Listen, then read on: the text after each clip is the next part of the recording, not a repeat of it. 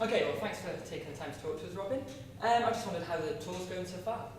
We're about 6. I think this is the 7th day in playing Youre, and I did a few warm-ups as well. And it's kind of, yeah, it's fine. It's what you go up and down so quickly. You forget that you have a high where you have one night where to you everything works, and it's also because my stuff is quite scattergun, and I try and change as much as possible night after night and make it as kind of true rather than it's not very scripted. So there are bits that have accidentally become scripted, but a lot of it is just me suddenly remembering something else and going off on tangents, and you can't really fake that.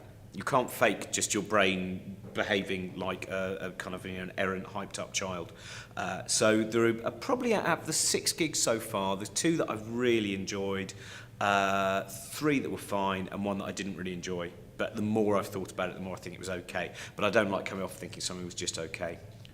Do you think, would it appeal to you to do something a bit more structured maybe, or do you like working kind of free form and improvised way? I'd really like to do something more structured, but I have realised after all these years that it's impossible. Every year when I write a show for the Edinburgh Fringe, which is normally the show that I then tour, it starts off with, lots of frenetic stuff at the beginning is the idea, and then we'll go into the human genome, and then we'll talk about the arms race and the whole meaning of what does it mean that we've got the kind of, the arms industry and the way that it is, and then there's a funny bit, then there's a bit about my child, and then suddenly there's a little bit quoted from an ancient philosopher, and some music comes up, and everyone's weeping after they've been laughing, and that's the end. But normally it's, I didn't realise it was that far in. I've forgotten to do all the other stuff, and that's what always happens. So because I change it night by night, it means that, this is the hardest. And also, I do get very easily bored. I once did an Edinburgh show that was kind of more structured because I had a friend of mine playing the accordion and doing a soundtrack for the show. I mean, within that, he still improvised because he knew that I would go off on tangents. But I found that, I think very quickly, my eyes glazed over. And an audience, even though they don't know, that's why they're not connecting with you so much. That is one of the reasons, because you're just going blah, blah. But it's the old Bill Hicks line that we always talk about. Just hold on a minute while I slap on the fake smile and go through this same old shit one more time. And I think if you're not careful, that can happen. There will be comedians who, I suppose, like the old music halls, they do the same 20 minutes night after night after night, and they're quite happy with doing that. And they are brilliant at appearing to be energetic and have just thought of these ideas. But I'm not very good at faking that. So, how long have you actually been doing stand-up? Started in 1992. I did a competition called So You Think You're Funny at the Edinburgh Festival, and I came second in that to Rona Cameron. I have never been on I'm a Celebrity, Get Me Out Here. She has. And then I kind of had an up and down. The first year went really well, but I hate ringing people.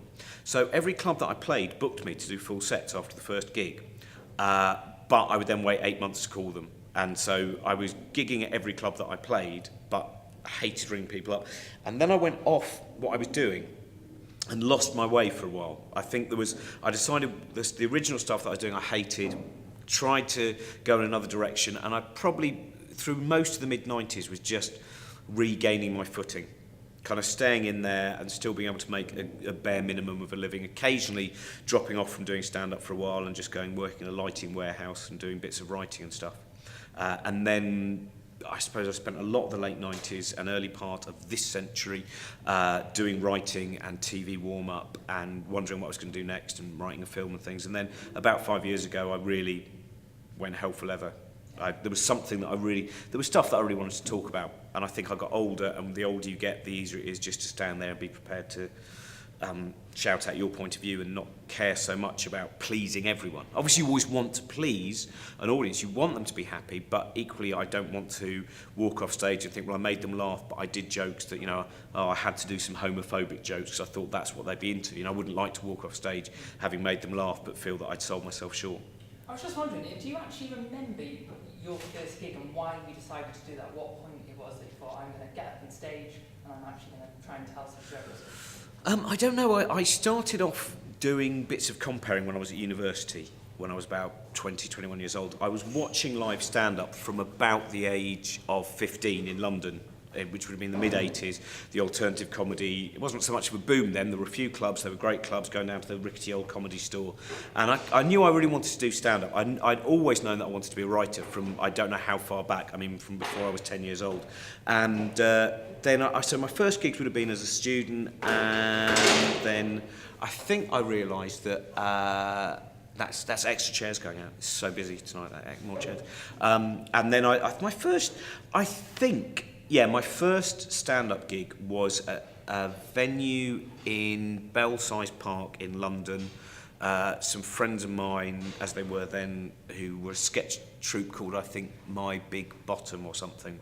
I went down and did some gigs with them, and that was the first time that I remember everything working one night on stage and everyone laughing and thinking there may be something here. And then the second point was when I did So You Think You're Funny, most of the other people were far more established than me, and when I got second place in the final, it made me think there might be something in this. Which I curse. If I'd come last, it would have been much better, because I might have made a career decision of not doing stand-up, not going through the constant highs and lows, and not having a career which is so easy to not merely allow self-loathing, but the loathing of other people on Facebook and various websites.